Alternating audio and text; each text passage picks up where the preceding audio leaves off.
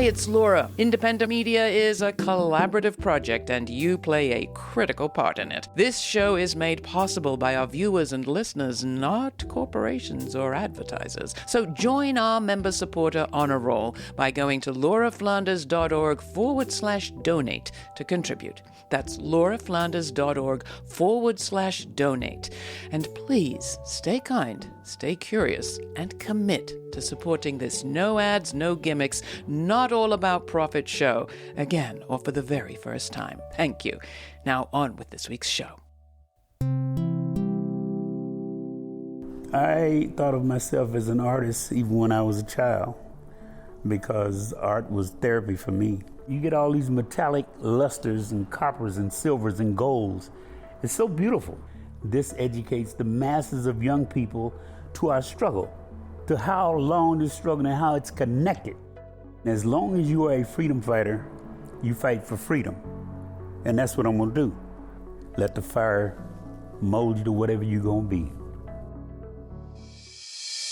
When Akinsanya Kambon's art show opened in Los Angeles in 2025, that city was emerging from some of the worst wildfires in its history. Residents had just experienced the deadly destruction of fire. Kambon's exhibition showcased something different, the transformative power of flames and smoke when cooked into extraordinary ceramics. Kambon, born Mark Teamer in Sacramento in 1946, is a former Marine, Black Panther, and art professor. In 2023, at the age of 77, he won the prestigious Mohn Award, the top prize given by the Hammer Museum for his participation in their biennial show Made in LA. After that, a selection of Kambon's works were presented in a solo show in Beverly Hills at the celebrated Marc Selwyn Gallery. This May, I had a chance to visit them there, where I learned that his technique is a version of Japanese reiku, which causes smoke to interact with glaze in unpredictable ways. The results, in this case, are intricate, surprising storytelling pieces that focus on suppressed histories of rebellion, vengeance, and rescue. Survival is a constant topic, and it's the standout theme of Kambon's life, too. He suffered polio as a child and turned to drawing to escape bullying and abuse.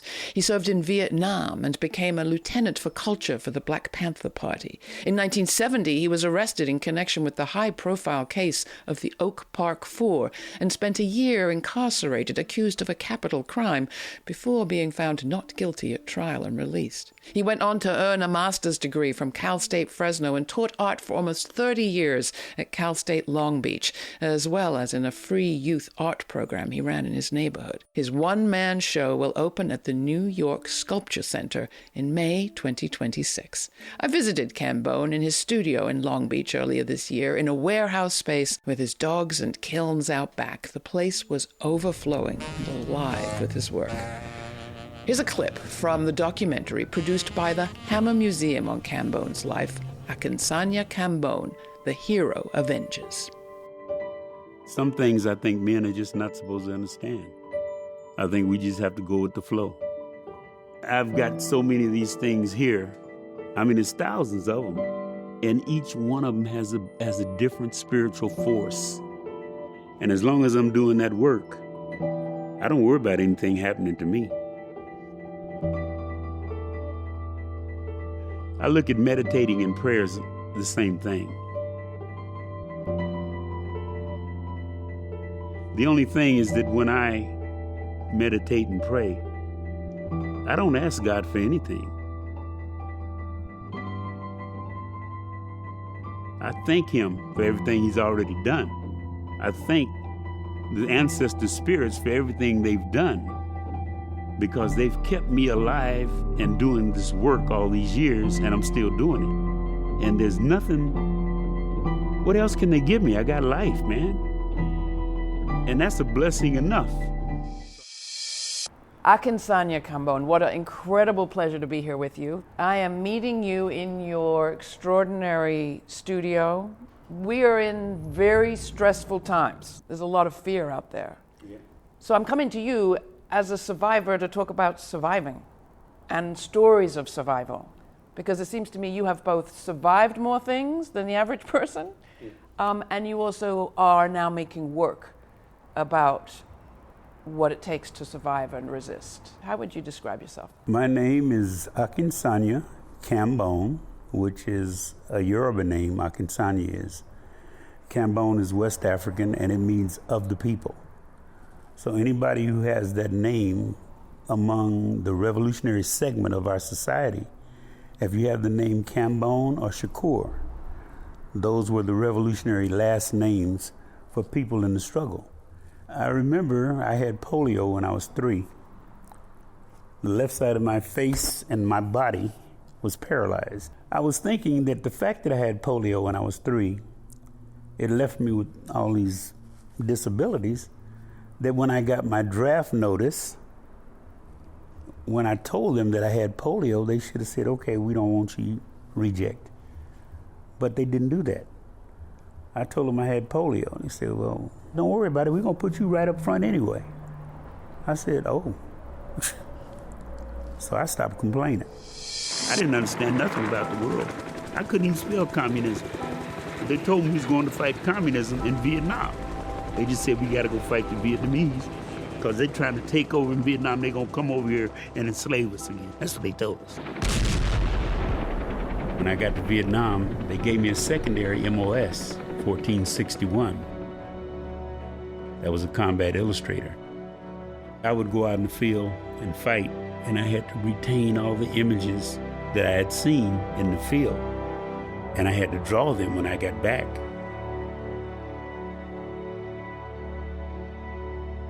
A lot of the drawings that I did were so gory and bloody that the people I turned them into shredded them, destroyed them, threw them in the dumpster. That was a clip from the documentary Akinsanya Kambon, The Hero Avenges, produced by the Hammer Museum.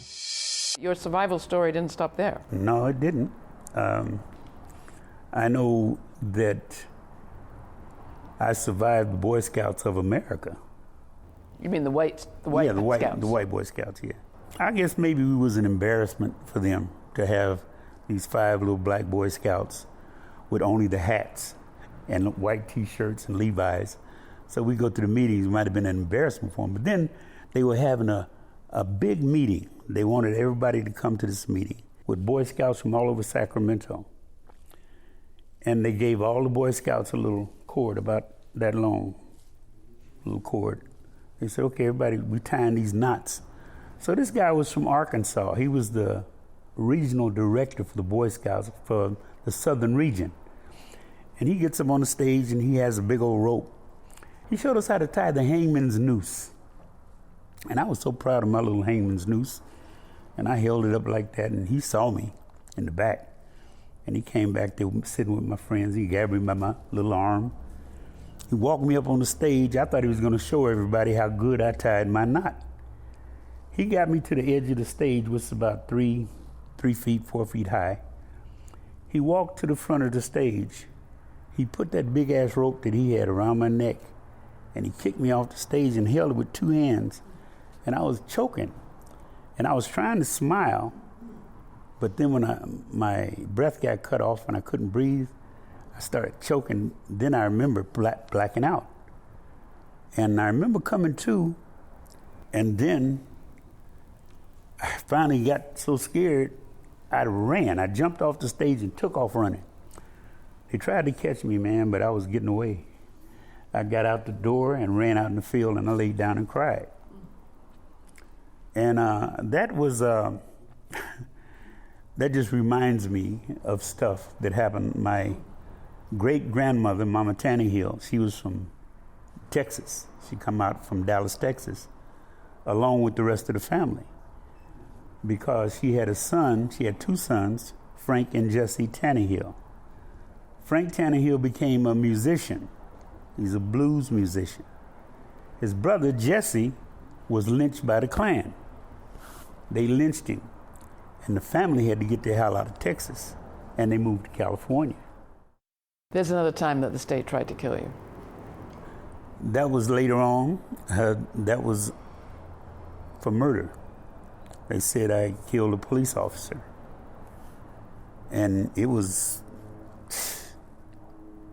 devastating because I know so much about the history of this country when it comes to the criminal justice system and how unfair it is. And I have never seen anybody black accused of that crime, murder, and acquitted. I never saw it. And I didn't plan on seeing it. My father left when I was 2 years old. I didn't see him. Just one day my dad was gone. My mother didn't know where he was. At going to Vietnam and getting out of Vietnam and being in the Panther Party and getting arrested for the murder of a police officer in Oak Park, I'm fighting for my life. You're on death row at this moment? Yes, I'm on death row at this point. It's Sacramento County Jail death row. They have a wing on the third floor for everybody who's going to San Quentin's death row if they're convicted. So that's where I was. 3 West 6, that was my cell. 3 West 6, that was my cell number. When they brought me down to see him, he said, growing up all my life, I've seen black men lynched, castrated, burned alive. I ain't never seen nobody charged with what you charged with that come out of it unscathed. So I figured it was gonna be my last chance to see you alive. Now, you were acquitted. I was. And you were released. I was. And I've asked you to mention these stories just to remind people in this moment how much a person can survive, how much a person can go through and be here and be making incredible art. When did you first think of yourself as an artist going through all of this? Or did you ever have a moment? I thought of myself as an artist even when I was a child, because art was therapy for me. When I was in kindergarten, when I would get all the teasing and the bullying on the play yard, I wouldn't want to go out to play. I'd sit at my desk and stay and draw. But I used to always seem like I would always take the side of the underdog. You continued to tell stories through your art in Vietnam. Yes, I did. And afterwards. Yes. This is Laura Flanders and Friends. Today's guest is artist Akinsanya Kambon. Earlier this year, Laura visited his studio in Long Beach, California, overflowing with ceramic works that embody suppressed histories of colonization and liberation. A former Marine, Black Panther, and art professor, Kambon brings the past into the present with fire and clay. Up next, he shares what led him to join the Black Panther Party and become the lieutenant for culture. You can watch this episode and see select gallery works and clips from Akinsanya Kambon, The Hero Avenges, a documentary made on his life, produced by the Hammer Museum, at lauraflanders.org. We invite you to subscribe to our newsletter, where you'll receive information on all of our web exclusives, including the podcast of the full uncut conversation with Akinsanya Kambon. The discussion continues, but first here's Long Ride Home by Us Three from their full-length album Soundtrack, courtesy of the artist.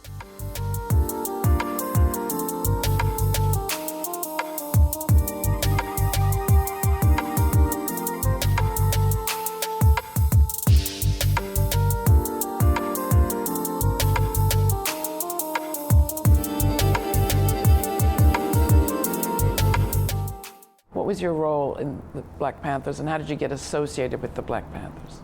I heard about the Black Panthers initially when I was in Vietnam. We had these soul sessions every Wednesday.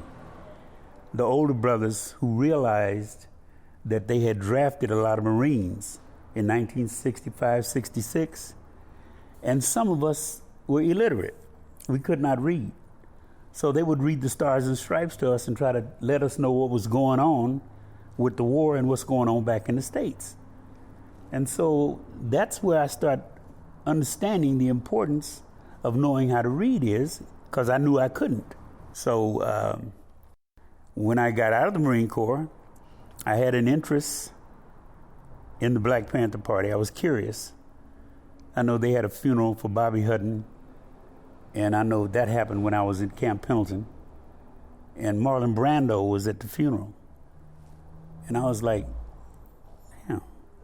So I'm really interested now, because I kind of like Marlon Brando a little bit. I myself, as a white man, have got a long way to go and a lot to learn. I haven't been in your place. I haven't suffered the way you've suffered. I'm just beginning to learn the nature of that experience. And somehow that has to be translated to the white community now. Time's running out for everybody. I knew a guy that was in the Panther Party, and he was always trying to get me to come to one of their meetings, and I'd always say, I ain't got time, I got to do this, got to do that. So they were really trying to recruit me. And I know why, because I did a drawing for the group called Association for Black Unity, ABU. I did this drawing of a Panther, a Muslim, a NAACP person, a Urban League person, all shaking hands together, all the different organizations. And they liked it. So they were trying to recruit me into the Black Panther Party. And they were successful. Yes. So how did your image of the Panthers change from the reality? Like, how was your impression before you found yourself a member different from what you discovered once you did join?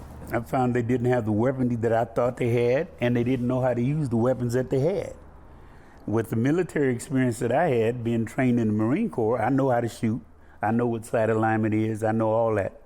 So I'm qualified to teach that. But what else? They had the courage. And I saw the courage that these young brothers and sisters had, and I couldn't believe it. I said, but I can't let them go out there by themselves because they're just going to get killed, which they probably would have. So I started using the stuff that I learned in Vietnam, I learned in the Marine Corps. I started teaching military drill to the Panthers. I started teaching weapon safety to the Panthers. You know, we ain't never had nobody get accidentally shot by no Panthers. And at the end of the day, you become a lieutenant for culture. I became the lieutenant of culture, yes. And what did that involve? That involved working directly under Emory Douglas, who was the minister of culture. And I would turn in my drawings that I did to him, and he would publish them in the newspaper. And we got a lot of old publishing.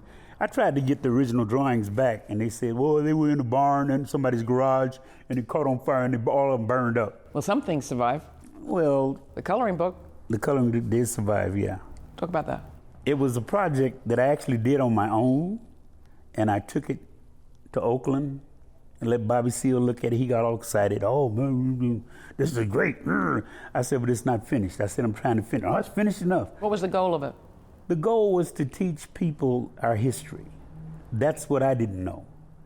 That's when I learned about the history of the slave rebellions when I was in Vietnam. It made me proud because I learned that our people resisted. We didn't do like they said. We just sang and danced and ate watermelon. That's what they told us. That's what you see in all the Step and Fetch It movies and Shirley Temple. And you see all this stuff, and you realize that we rebelled. That kind of gives you a sense of pride that you didn't just accept the exploitation of your people. You fought against it. We had people that fought against it. So I felt prideful. And I felt that other young African-American men and women could look at this coloring book as a history book and just see the part where we fought against slavery. That was the main part I tried to emphasize. You've got your pictures here, your paintings, but this focus on the ceramic work. What drew you to the ceramics? Is there something about the kiln, the fire, the smoke? That process of raku is quite you just get caught, you get brought into that.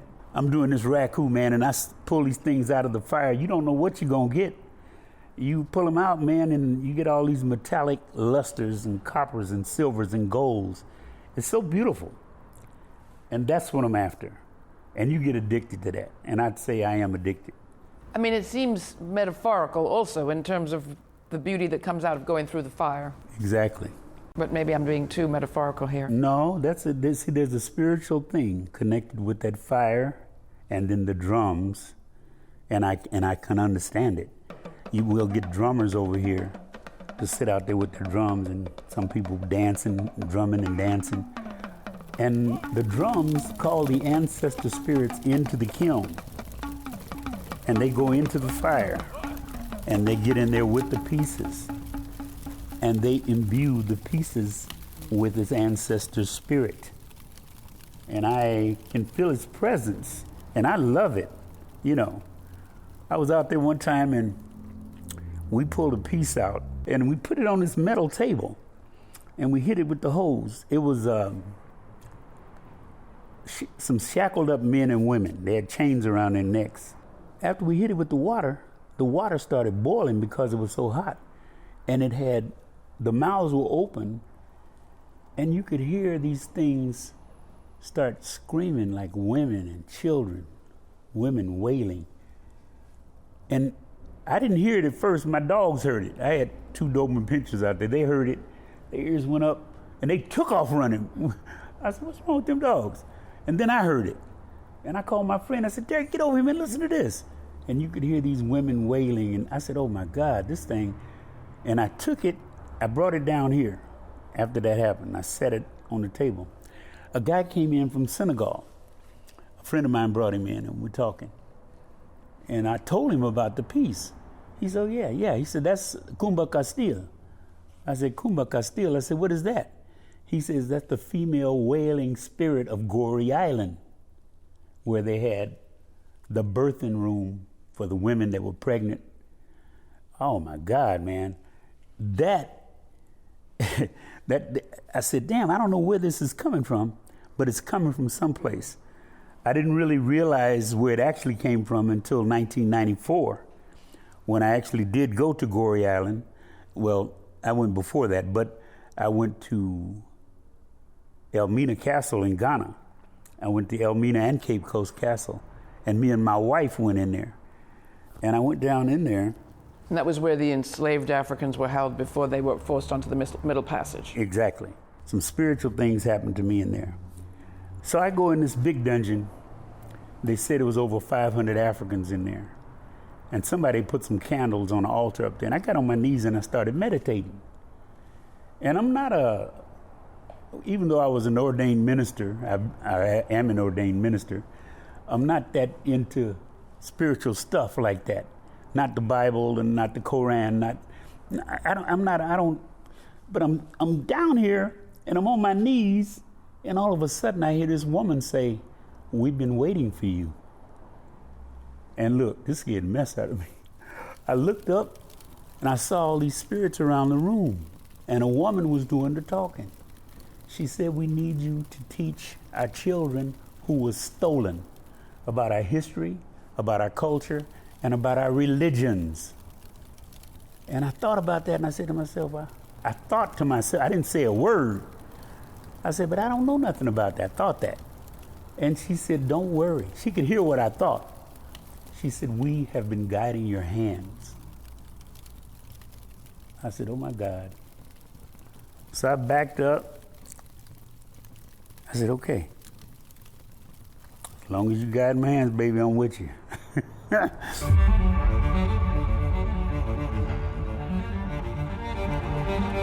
Power concedes nothing without a demand.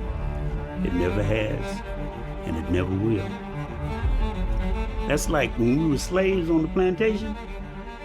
If it hadn't been for Nat Turner, Denmark Vesey, Gabriel Prosser, Boukman Duddy, and all the ones that rebelled against slavery, we'd still be slaves today. Power concedes nothing without a demand. It never has, and it never will. That was a clip from the documentary Akinsanya Kambon, The Hero Avenges, produced by the Hammer Museum. So what's the work that art does in this context? Art educates the masses of people. Not just black, not black or white or Asian. This educates the masses of young people to our struggle, to how long this struggle and how it's connected. Because if you look at some of the work here, you can see how all this stuff is connected. You can see all of it is connected, and you will be amazed at some of the things that you see. So my last question I ask everybody on the show is, what do you think is the story that the future will tell of this moment? Looking forward, 50 years, 100 years, what do you think the future will say about us now? I think the future is going to say of those of us who participated in the struggle on the right side, they have nothing but good things to say about us. But those who were traitors, those who betrayed the people's struggle, they're not going to have nothing positive to say about them. Matter of fact, they might be old, in a wheelchair or whatever, and little kids are going to be throwing rocks at them. And that's what they deserve. All right, now, because you said that, I have one follow-up question. Okay. Which is just to young people out there who might look at you and say, well, look at the long, long fight you had and all the aspirations you had and the people that you worked with and you did the right thing, and we're here. And so what's the point? Well, everybody lives and everybody dies. It's not how long he or she lives to die. It's what you do between birth and death, what you do in between. And as long as you are a freedom fighter, you fight for freedom. And that's what I'm going to do. I don't feel like I've lost anything. If I would have kept living, I was going to get 78 anyway. And I might get 79, who knows? The way my luck's been running. I don't know, but we'll just see.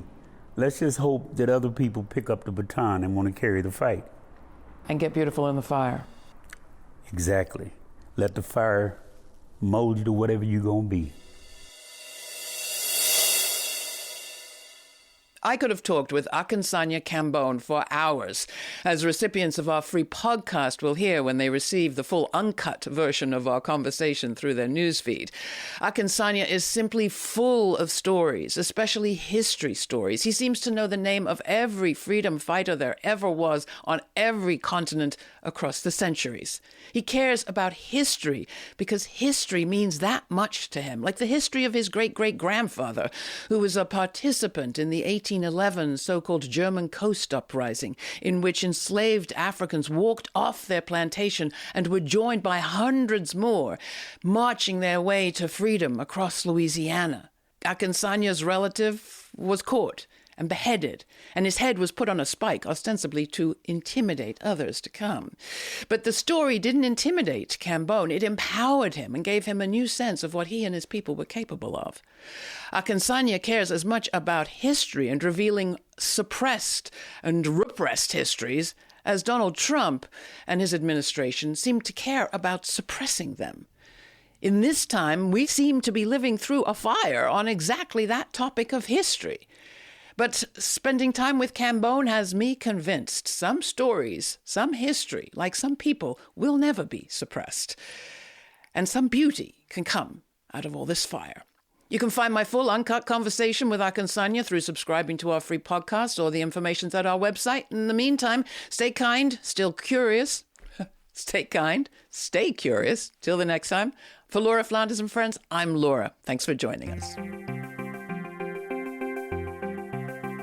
For more information on this episode, check out our show notes posted for free at patreon.com/Laura Flanders and Friends. And we invite you to subscribe to our YouTube channel to watch the premiere of each week's show and chat in real time with Laura. The premiere now airs on Fridays at 5 p.m. Eastern. Thanks to our member supporters, this show remains free to millions on public TV, community radio, and as a podcast. Not a member yet? Make a one-time donation or make it monthly at lauraflanders.org. This show is produced by yours truly, Laura Flanders, along with Sabrina Artel, Jeremiah Cothran, Veronica Delgado, Jeanette Hernandez, Jeannie Hopper, Sarah Miller, Nat Needham, David Neumann, and Rory O'Connor. Thanks for joining us.